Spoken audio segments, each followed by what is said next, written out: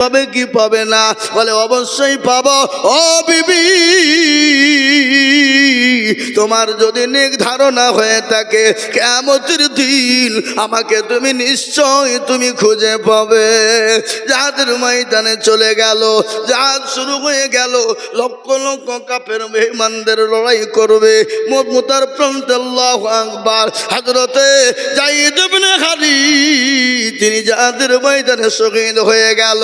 হযরতে জাফর রাদিয়াল্লাহু তাআলা আনহু তিনি ডান হাতে ইসলামের পতাকা ধরেছে, এক হাতে তরবারি ধরেছে।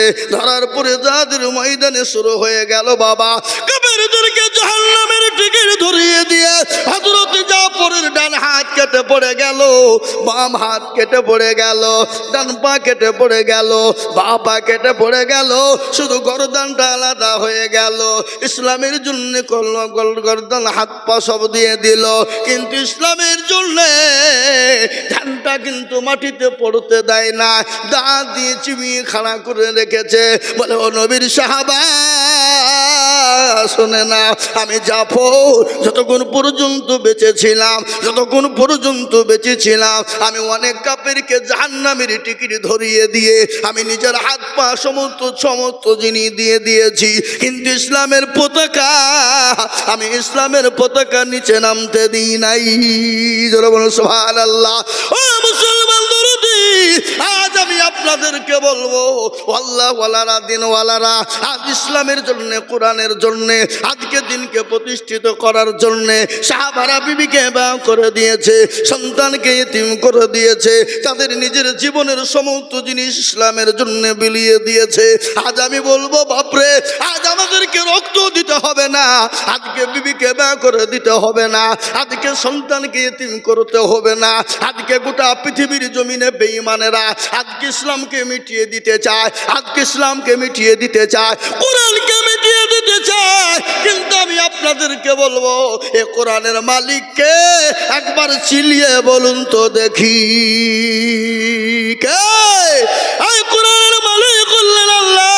আল্লাহ নিজেই বলেছে ইন্না নাহনু নাযালনা যিকরা ওয়া ইন্না লাহু লাহাফিজুন। কেউ যদি কোরআনের হেফাজত না করে, আল্লাহ নিজেই বললেন কোরআনের মালিক আমি আল্লাহ, আমি কার দ্বারাই কিভাবে হেফাজত করব?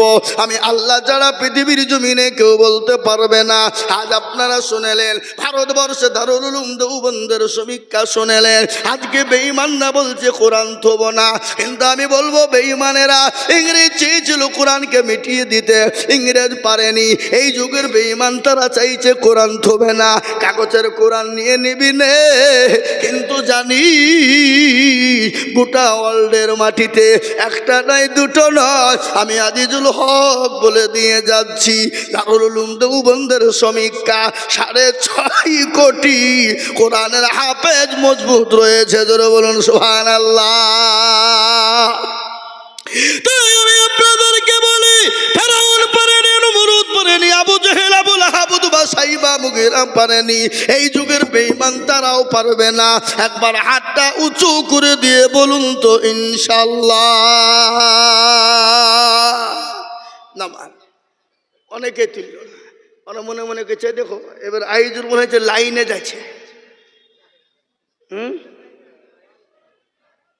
না রে বাবা না, লাইন বলে নয় বাবা, আমি আপনাদেরকে আসল তথ্য দিয়ে যাই বলে যাই শোনালেন। আমি আইজুল হক সারা পশ্চিম বাংলা নয় কয়েকটা রাজ্যে প্রোগ্রাম করি বাপ। দেশের পরিস্থিতি পরিকাঠামো আমি তো ভালো করে দেখতে পেয়েছি বাবা। এই এই এই এই পাঞ্জাবি ওলা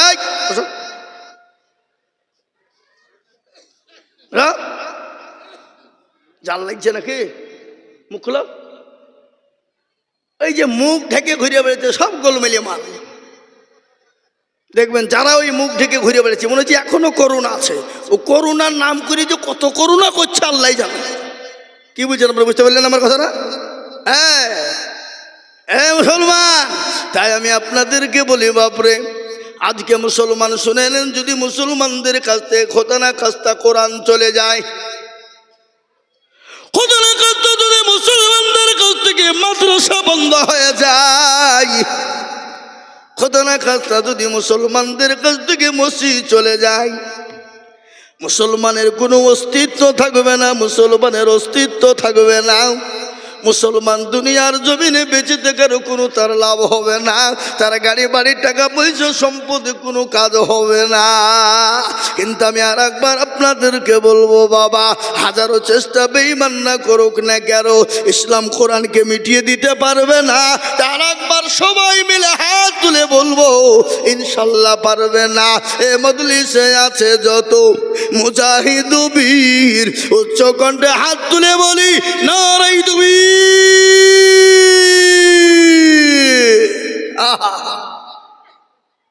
আহা, কিছু লোক এখনো তুলেনি, ওরা মনে করছে মৌলবি দেখতে পাবেন না। বুঝা যারে বোঝায় না রে তারে বোঝাই কে, আর না বুঝা যে করে তাকে ভূতে ধরে আছে, ঠিক না? এ মুসলমান বুঝেও বোঝে না যারা, তাদের বোঝাই কে? কিন্তু কান করে শোনেনি, যারা তুলে দিল তারা জিতে গেল, যারা তুললো না তারা হেরে গেল। বাবা, ও মনে করবে মৌলবি দেখতে পাবে না, ওরা মনে করবে মৌলবি দেখতে পাবে না, কিন্তু মৌলবির সাথে তো সাথ নাই। যেটা দেখে সেটাকে, যেটা কেউ জানে না সেটা জানেন কে, যেটা কেউ বুঝে না সেটা বুঝেন কে? সবাই বলে আমি ভালো, আমি জানি কি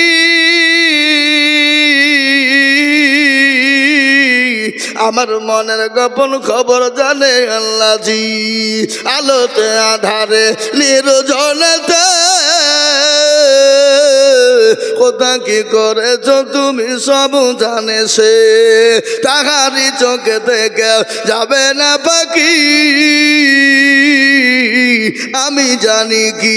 ও মুসলমান গো, সকলের কাছে ফাঁকি দেওয়া যাবে, আমার আল্লাহর কাছে ফাঁকি দেওয়া যাবে না। আজকে কোরআনের কথা শুনতে মন চাই না, কিন্তু একটা ঘটনা আমার মনে হয়ে গেল রে বাবা, না বলেও থাকতে পারি না। আবু জেহেল কিন্তু দিনের বেলায় কোরআনের দুশমনি করত, দিনের বেলায় দিনের বেলায় নবীর দুশমনি করত, দিনের বেলায় ইসলামের দুশমনি করত।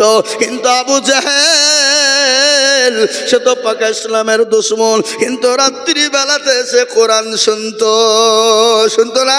এই কথা বলে শুনতো না? আরে কোরআন নাজিল হয়েছে কার উপরে? একটু চিলিয়ে বলুন তো, কার উপরে? জানেন না কার উপর? কেউ জানে কিন্তু ভয়ে বলছে না, যদি বাইচান ভুলিয়ে যায় ওটা মানিজ্যতর ব্যাপার নাকি? এ মুসলমান, এ কোরআন তো নাজিল হলো নবীর উপরে। এ কোরআন যদি নবীর উপর অবতীর্ণ না হতো, পাহাড় পর্বতের উপর অবতীর্ণ হয়ে যেত, পাহাড় পর্বত গুলো তুলুর মতন গুঁড়ো গুঁড়ো হয়ে যেত, তুলুর মতন হাওয়ার দিকে উঠতে থাকতো। কিন্তু যার ওপর দেখবেন যারা কোরআন পড়ে ভালো কারি, ভালো হাফেজ সাহেব, কারি আব্দুর রহমান ইবনে সুদাইস, যখন তারা নামাজ পড়ে মনে হয় সারা রাত্রি বসে বসে শুনি। আর ইমানের তিনটে লক্ষণ কি শুনেলেন? মুসলমানদের সামনে যখন কোরআন পড়া হবে, কি পড়া হবে? মুসলমানদের সামনে যখন কোরআন পড়া হবে, এই বাম দিককার স্তন যেটা রয়েছে বাবা, এই স্তনের নিচে দেখবেন নরম মাংস রয়েছে, আছে না? এই কথা বলেন।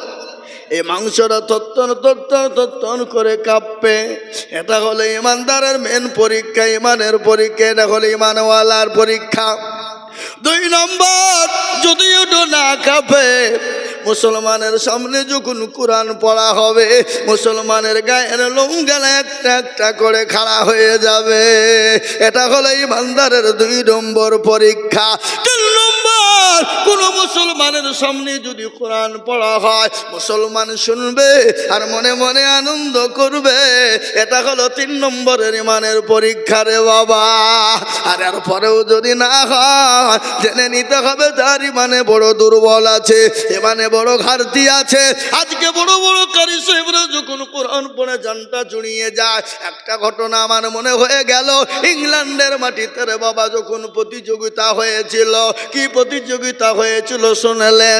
ইংল্যান্ডের মাটিতে সেই সময় যত ধর্মের মানুষ ছিল প্রত্যেকটা ধর্মের মানুষকে ডাকা হয়েছিল, আর প্রত্যেকটা ধর্মের মানুষকে তার কিতাব থেকে তাদেরকে শোনানো হতো, বাইবেল শোনানো হতো, ত্রিপিটক শোনানো হতো।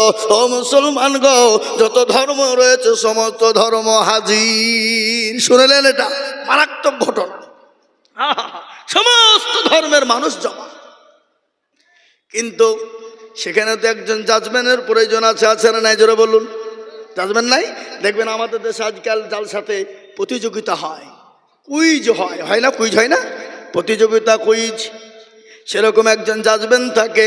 আজকে যেমন এই জালসার সভাপতি আমাদের মৌলানা এখানে বসে আছে, মৌলানা হুজুর, হ্যাঁ তাই তো নাকি? হ্যাঁ, সভাপতি সাহেব যিনি একজন জাজমেন্ট। কিন্তু ইংল্যান্ডের মাটিতে একজন জাজমেন্ট হয়েছিল, খ্রিস্টানদের ঘরের ছেলে। শুনেলেন ভালো করে? এবং প্রত্যেকটা ধর্মের মানুষকে তাদের কিতাব থেকে 10 মিনিট করে পড়তে বলা হয়েছিল। ক মিনিট? যেটা বলুন। 10 মিনিট করে প্রতিটি ধর্মের মানুষকে পড়তে বলা হয়েছিল। কিন্তু এখানে একটা বেল ছিল, 10 মিনিট হয়ে গেলে বেলে টিপুন পড়ে যেত, অটোমেটিক বন্ধ হয়ে যেত। কিন্তু মুসলমান গো, বুদ্ধ ধর্মকে বলা হলো শোনাও, হিন্দু ধর্মকে বলা হলো শোনাও। ও মুসলমান, খ্রিস্টান ধর্মকে বলা হলো শোনাও। প্রত্যেকটা ধর্মকে একটা একটা করে শোনাতে বলা হলো। কিন্তু 10 মিনিট হয়ে যায় আর সুইচে অটোমেটিক চাপ পড়ে যায়। কিন্তু লাস্ট বেলাতে যিনি শোনাইবেন তিনি কে জানে? তিনার নাম হলো কারি বাসিদ। মিশরের কারি বাসিদকে বলা হলো, কারি বাসিদ গো, তুমি কোরআন শোনা, তোমাকে 10 মিনিট টাইম দেওয়া হলো। কারি বাসিদকে জাজমেন্ট যখন 10 মিনিট সময় দিল রে বাবা, কারি বাসিদ এমন একটা সূরা পড়লেন যে কাল কিয়ামতের দিনে আমার আল্লাহ ওই সূরাটা নিজেই তিনি পড়বেন। জোরে বলুন সুবহানাল্লাহ। আমার আল্লাহ কাল কিয়ামতের ময়দানে, হাসরের মাঠে আল্লাহ নিজে কোরআন পড়বেন, আর ওই কোরআনের মধ্যে একটা সূরা আছে, সেই সূরাটা তিনি নিজেই পড়বেন। সেই সূরাটা পড়তে শুরু করে দিল কারি বাসিদ। জাজমেন্ট কিন্তু বসে আছে, কারি বাসিদ শুরু করে দিয়েছে, রহমান আল্লামাল কোরআন খলাকাল ইনসান আল্লামাহুল বায়ান আশ-শামসু ওয়াল কমারু বিউসমান। এরকম করে যখন পড়তে শুরু করে দিল, ও মুসলমান গো, আজকে কোরআন শুনতে মুসলমান চায় না, আজকে কোরআনের মজলিসে মুসলমান বসে না। ভালো করে শুনেলেন, ওই জাজমেন্ট যিনি ছিলেন তিনি কোরআন শুনতে শুনতে শুনতে তিনি জ্ঞান হারা হয়ে গেল। 1 ঘন্টা পড়া পার হয়ে গেল। সমস্ত ধর্মের মানুষরা জাজমেন্টকে ঠেলা দিয়ে বলে, কি ব্যাপার, আমাদেরকে 10 মিনিট আর ঘন্টা পার হয়ে গেল, জাজমেন্টের কোনো খবর নাই। সঙ্গে সঙ্গে আল্লাহু আকবার সবাই মিলে বলল, জাজমেন্টের বিচার হবে, তাকে আসামির কাঠ গড়াই দাঁড় করানো হবে, যদি অন্যায় করে তাকে ফাঁসির মঞ্চে ঝোলানো হবে। ওই জাজমেন্ট উঠে বলল, শোনো গো, ও ধর্মাবলম্বী মানুষেরা, তোমাদেরকে যতগুলা কিতাব পড়তে বলা হয়েছিল আমি 10 মিনিটের মধ্যে বিরক্ত হয়ে যাচ্ছিলাম, কিন্তু আল্লাহর কালামুল্লাহ, আল্লাহর কোরআন এত মধু, এত মধু, এত মধু, আমি শুনতে শুনতে আমি জাজমেন্টই ভুলে গেছি, আমি টাইমের কথা ভুলে গেছি, আমি বুঝতে পারি না। এর জন্য আমি তোমাদের কাছে ক্ষমা প্রার্থী। একবার চিলিয়ে বলুন আলহামদুলিল্লাহ।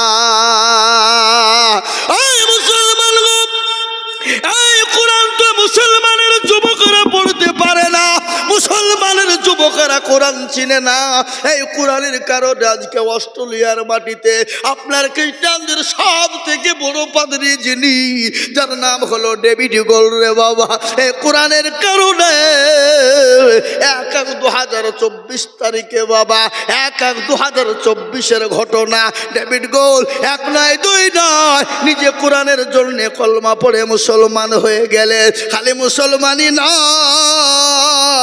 10,000 মুরিদকে সঙ্গে নিয়ে কলমা পড়ে মুসলমান হয়ে গেল। জোরে বলুন সুবহানাল্লাহ, জোরে বলুন সুবহানাল্লাহ। কোরআনের জন্য সে মুসলমান হয়ে গেল, আর আমরা কোরআনের জন্য হাত তুলতে বললে আমাদের হাতটা ওঠে না। তাই আমি আর একবার আপনাদেরকে বলবো, ইনশাল্লাহ বেঈমানরা যতই চেষ্টা করুক না কেন কোরআনের ক্ষতি করতে পারবে না। আর একবার হাতটা উঁচু করে দিয়ে বলুন তো ইনশাল্লাহ, তুলুন। আল্লাহ, হ্যাঁ, কিছু আঠিয়া পাকা লোক আছে। আঠিয়া পাকা যে বোঝেন, কুকুর দেখেছেন? কুকুর এ পাড়াতে কুকুর নাই? আচ্ছা বলেন, কুকুর হালাল না হারাম? গরু? তাহলে এই পাড়াতে আজকে কড়া গরু জবে হয়েছে শীতলা করা। মুসলমানরা জন্মের খাবার খায়, গরু খায় না? খায় না? কিন্তু গরু বছরে কটা হয়? একটা। কিন্তু বলুন তো, কুকুর কি মুসলমান খায়? কোনো মানুষ খায়? কিন্তু কুকুরের বাচ্চা করা হয় 8টা 10টা 6টা 7টা করে হয়। আচ্ছা বলুন তো, কুকুর খায় না কিন্তু তারপরেও কুকুরে কোনো বরকত নাই কেন বলুন তো? সেটা তো হারাম। কিন্তু মুসলমান এত গরু খায় তারপরেও কিন্তু আপনার ফোরায় না কেন? গরু কিন্তু হালাল। কিন্তু গরু বলুন তো, কুকুরের নাম সোজা না বেঁকা? তাদের বলুন বেঁকা। আমি আপনাদেরকে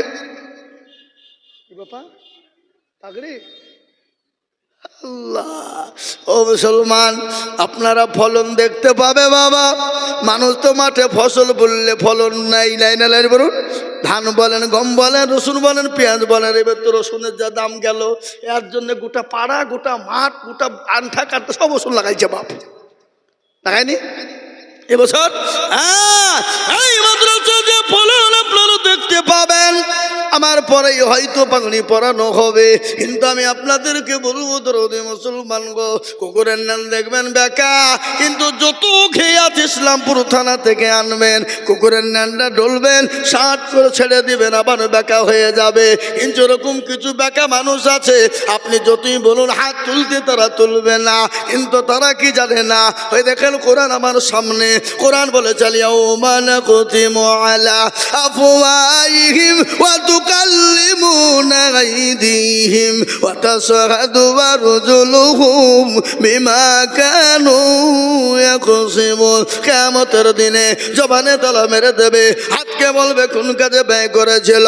আচ্ছা, এই জন্য সাক্ষী দিয়ে বলবে, মাবুদ গো, ওই সীতানগর মাদ্রাসার জালসা আজিজুল হক বলেছিল হাতটা তোলার জন্য, হাতটা তুলে দিয়েছিলাম, সেই দিন জাহান্নামটা হারাম হয়ে যাবে। আজ আমি আপনাদেরকে বলবো, বাপরে, আসুন আমি কোরআনের জন্য একটু আপনাদের কাছে হাত পেতে দিই। আমি আজিজুল হক সারা দেশে লক্ষ লক্ষ লক্ষ লক্ষ লক্ষ লক্ষ টাকা করে বলি, আজ আমি আপনাদের কাছে কোরআনের জন্য হাত তুলবো। ওগো মাস্টার, ওগো ডাক্তার, ওগো ব্যবসায়িক, ওগো জমিদার, ওগো পয়সাওয়ালা, ওগো আল্লাহওয়ালা,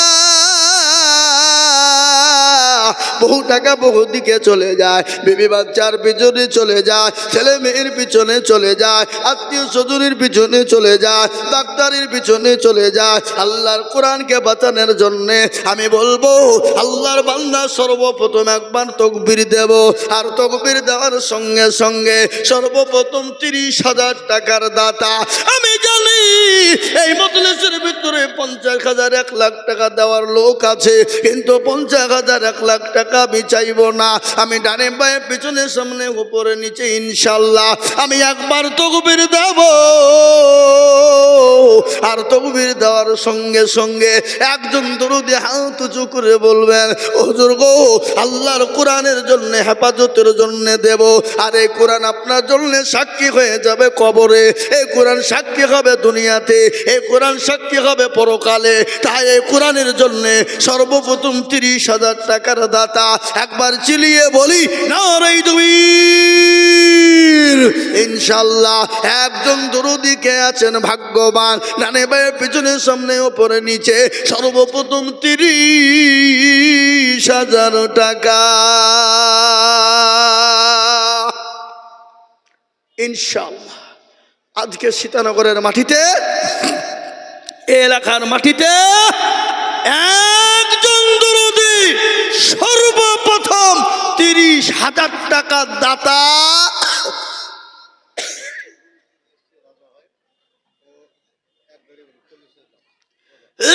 সুবহানাল্লাহ।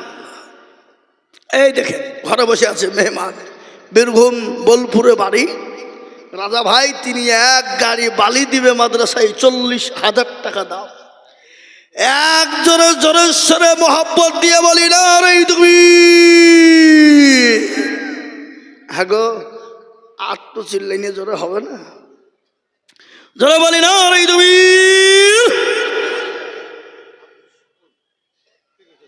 সুবহানাল্লাহ। কত বড় আল্লাহু আকবার। আব্দুস শুকুর 30,000। একবার মোহব্বত দিয়ে বলি না রে তুমি। আল্লাহ রবের বান্দা আব্দুস শুকুর ছিল, এ সর্বপ্রথমেতে 30,000 লিখিল।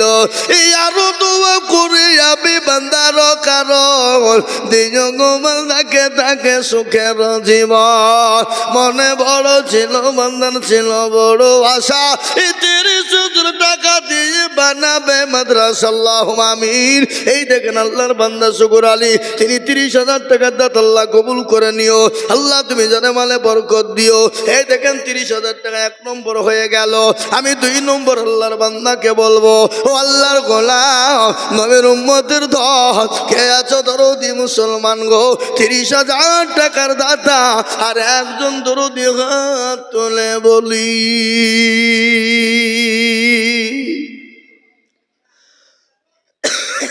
হবে না? এমন কোন আল্লাহর বান্দা নাই, এমন কোন দরদি নাই, একজন যখন সর্বপ্রথম হয়ে গেছে বলে লা ইলাহা ইল্লাল্লাহ, লা ইলাহা ইল্লাল্লাহ মুহাম্মাদুর রাসূলুল্লাহ। কেউ যদি বলে লা ইলাহা ইল্লাল্লাহ বলবো কিন্তু মুহাম্মাদুর রাসূলুল্লাহ বলবো না, সে মুসলমান কোনোদিন হতে পারবে না। আর আমি জানি সীতানগরের মাটিতে, এই কান্দিপুরের মাটিতে 30,000 50,000 টাকা দেওয়ার লোক আছে, কিন্তু আমি আল্লাহর কোরআনের খিদমতের জন্য চেয়েছি। কত টাকা কত দিকে চলে যায়, বিবি বাচ্চা ছেলে মেয়ের পিছনে চলে যায়, ডাক্তারের পেছনে চলে যায়, আল্লাহর কোরআনের জন্য দিলে ফুরিয়ে যাবে না, আল্লাহ বাড়িয়ে দেবে। তাই নাম্বার 2 আর একজন 30,000